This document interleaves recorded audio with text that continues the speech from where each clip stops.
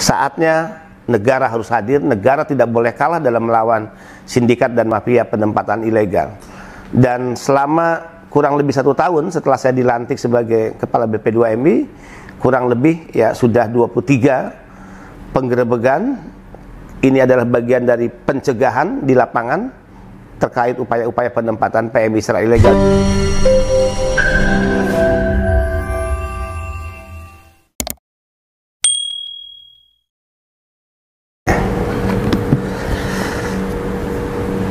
Dengan perubahan Undang-Undang 39 2004 ke Undang-Undang 18 2017, maka BP2MI mengalami transformasi dan tentu mengandung konsekuensi dari perubahan undang-undang ini adalah hal-hal yang sangat prinsip dan fundamental. Dulu secara kelembagaan disebut BNP2TKI, kemudian berubah menjadi BP2MI.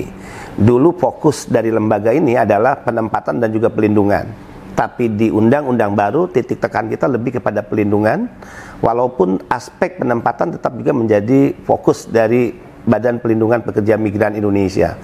Hal-hal yang sangat fundamental di perubahan Undang-Undang 18 2017 adalah pelindungan negara dulu hanya dilakukan kepada pekerja migran Indonesia. Di undang-undang terbaru mandatnya pelindungan negara diberikan kepada tidak hanya PMI tapi juga keluarga PMI. Dan dulu pelindungan kepada PMI diberikan oleh negara selama PMI bekerja, dan di undang-undang baru mandat pelindungan diberikan tidak hanya kepada PMI selama bekerja tapi sebelum bekerja, selama bekerja, dan setelah bekerja. 3 aspek pelindungan yang dimaksud di undang-undang adalah aspek hukum, kemudian juga sosial dan ekonomi. Problem yang sangat krusial yang dihadapi oleh pekerja migran kita adalah satu, terkait kejahatan penempatan ilegal pekerja migran Indonesia ini yang dilakukan oleh para mafia, para sindikat. Kenapa? Karena ini memang bisnis kotor yang sangat menggiurkan. Bisa dibayangkan dari satu PMI yang diberangkatkan secara ilegal, para sindikat bisa mendapatkan keuntungan 20 juta rupiah.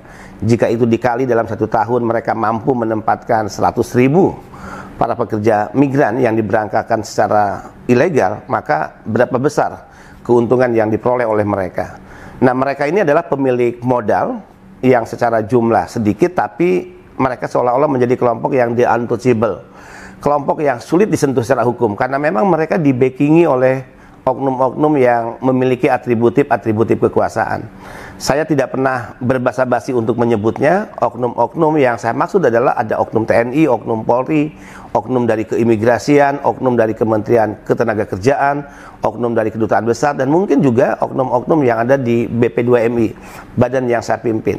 Ini kejahatan internasional, perdagangan orang, human trafficking. Ini kejahatan luar biasa yang tentu saya harus menghadapinya juga secara luar biasa. Sehingga itulah saat tanggal 9 bulan Juni 2020 saya dipanggil Presiden di Istana Bogor. Saya katakan dan saya minta izin kepada Pak Presiden untuk membentuk Satgas dalam memerangi sindikat penempatan ilegal PMI. Dan Presiden cukup tegas mengatakan beliau setuju terkait pembentukan Satgas, dan beliau perintahkan sikat mereka, dan Bapak Presiden meminta harus tuntas. Nah, ini jawaban yang sangat luar biasa, ketegasan sikap seorang pemimpin dari seorang presiden sebagai bentuk ya bagaimana seorang presiden ingin memberikan pelindungan kepada pekerja migran Indonesia. Kejahatan penempatan ilegal ini tentu tidak bisa dibiarkan. Jika kita membiarkan, maka itu artinya negara kalah.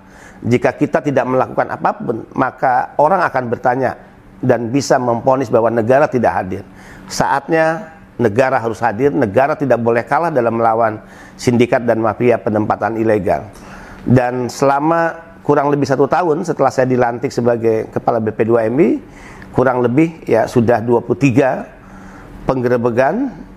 Ini adalah bagian dari pencegahan di lapangan terkait upaya-upaya penempatan PMI secara ilegal, dan dari 23 tindakan penggerebekan pencegahan 17 kali saya pimpin langsung, dan kurang lebih 700 calon pekerja migran Indonesia yang mampu kita selamatkan sebelum mereka diterbangkan dan berangkat ke negara-negara penempatan. Tentu kita harus prihatin dengan situasi ini karena kita tahu persis resiko yang akan dialami oleh mereka yang diberangkatkan secara ilegal atau tidak resmi. yang akhirnya status PMI adalah PMI unprocedural, mereka adalah orang-orang yang rentan dan dipastikan ya mayoritas akan mengalami berbagai bentuk eksploitasi.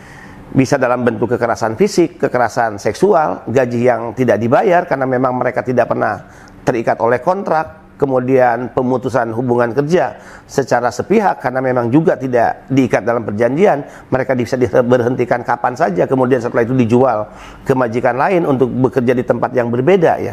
Bahkan juga pemberlakuan jam kerja yang melebihi batas. Lebih tragis lagi kalau kita menyaksikan ya apa yang dialami oleh pekerja di laut lepas, mereka yang disebut ABK. Jika mereka mengalami kekerasan di atas kapal dan si pelaku katakan majikan tidak ingin ini menjadi masalah hukum, kemudian kekerasan itu menimbulkan tewasnya para pekerja kita, tidak sedikit mereka yang jenazahnya dilarungkan di tengah laut. Nah, tentu sekali lagi ini saatnya kita memerangi para sindikat, ya tidak boleh negara kalah, saatnya negara harus hadir, dan tentu mereka yang terlibat dalam kejahatan ini termasuk oknum-oknum yang memiliki atributif kekuasaan adalah mereka yang harusnya kita berani memberikan stempel sebagai musuh negara, musuh republik, ya musuh merah putih.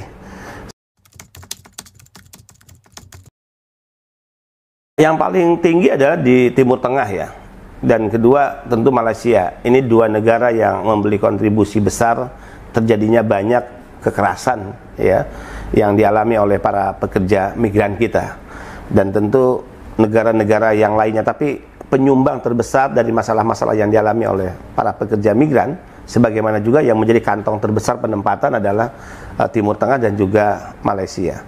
Sekali lagi ya, untuk menghadapi kejahatan penempatan ilegal kami sudah membentuk Satgas ya, Satgas Pemberantasan Sindikat.